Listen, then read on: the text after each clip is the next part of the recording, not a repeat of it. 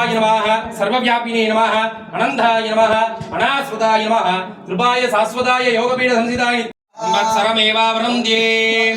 मौन्ते भवति ऊर्ध्वे पुण्याः क्षुत्राणक्षुत्रं भवति